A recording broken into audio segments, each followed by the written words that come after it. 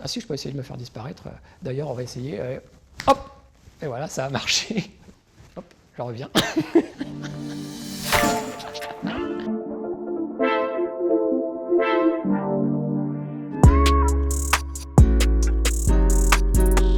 C'est l'histoire de Franck Charcot, qui est jeune inspecteur de police, qui a 30 ans et qui prend ses fonctions au 36 quai des Orfèvres pour une première grosse affaire criminelle.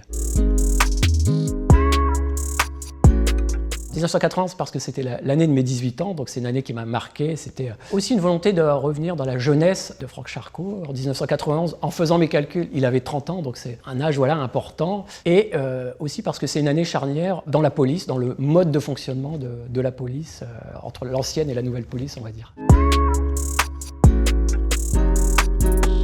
Les vinyles, alors on voit bien aussi les objets qui reviennent à la mode aujourd'hui, parce que quelque part on est nostalgique de ces années-là, la Super 5, la Renault 21 de Charcot, qui est toute neuve à l'époque et qui traîne encore aujourd'hui, 30 années plus tard. Et puis évidemment les cabines téléphoniques. Je collectionnais des cartes, je trouvais ça formidable, les cartes qu'on mettait dans les cabines, et puis j'avais ma petite collection.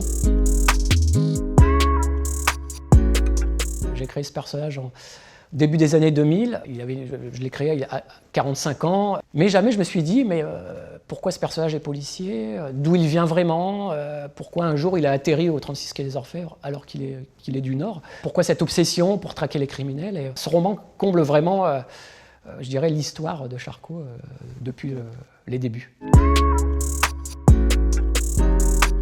Ça faisait beaucoup intervenir l'humain et l'intelligence du policier. Il fallait aller sur le terrain, il n'y avait pas d'autre choix.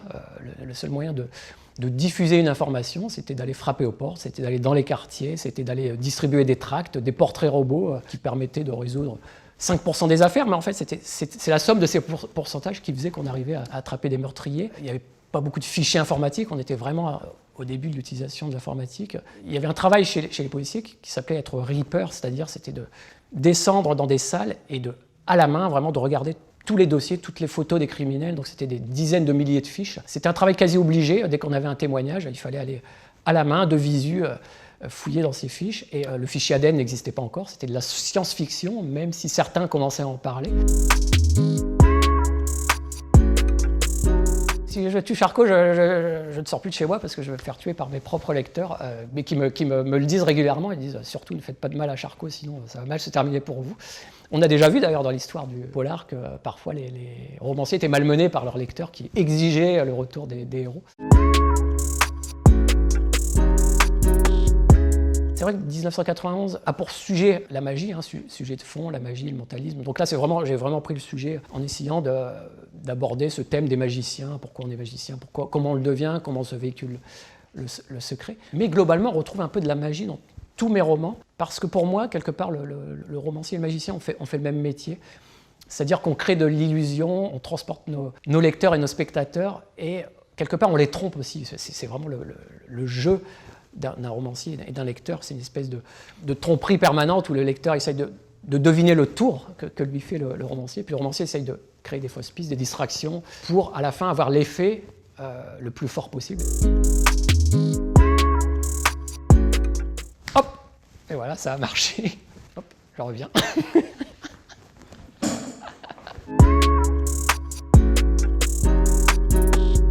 C'est Chukwending, c'est Les Somnambules, c'est paru chez Sonatine. C'est un gros roman qui fait 1100 ou 1200 pages, qui se passe au cœur des États-Unis avec des gens qui d'un seul coup se lèvent et se mettent à marcher à travers les différents États américains et qui se regroupent, qui forment une espèce de troupeau. Et c'est fascinant, ça rappelle un peu le fléau de Stephen King. C'est une grande épopée à travers les États-Unis avec tous les enjeux autour de ce troupeau qu'il faut protéger parce que des gens veulent les éliminer. Moi, j'aime beaucoup Julien Doré. Le personnage, c'est quelqu'un qui a un vrai univers. Une des dernières chansons, je crois que c'est La Fièvre. J'adore le refrain, c'est « Le monde a changé, il s'est déplacé quelques vertèbres ». Et je trouve cette image incroyable parce que ça parle d'écologie, de la planète qui part un peu de travers. Et l'image est très très forte et j'aime beaucoup parce qu'il y a une proposition à faire. C'est Tenet de Christopher Nolan. On retrouve tout son univers, on retrouve sa complexité, son rapport au temps. J'aurais adoré écrire des histoires de voyage dans le temps, donc ça répond aussi à un besoin intérieur de voir comment on peut encore utiliser aujourd'hui un thème dont on a beaucoup parlé, qu'on a traité dans tous les sens. Ça me fait beaucoup réfléchir sur ma propre création. C'est du grand spectacle, c'est de la métaphysique, c'est de la réflexion, c'est des films qu'il faut aller voir 2-3 fois et c'est vraiment ce que j'aime chez ce réalisateur.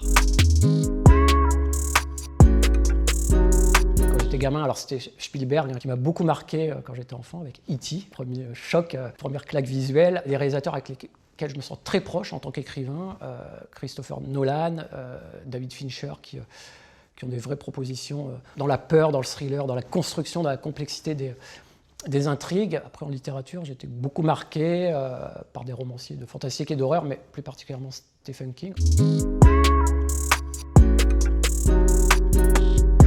Alors moi, j'aime beaucoup Simon & Garfunkel. D'ailleurs, il y a une phrase à laquelle je pense toujours quand je commence à écrire un roman, qui est un peu mon mantra, c'est « Hello darkness, my old friend, I've come to talk with you again ». Désolé pour l'accent, mais c'est « Bonjour obscurité, ma vieille amie, me voici, je viens discuter avec toi à nouveau » parce que je discute beaucoup avec l'obscurité qui est un peu à la base de toutes mes histoires et je pense toujours à cette phrase et à cette chanson à chaque début de roman.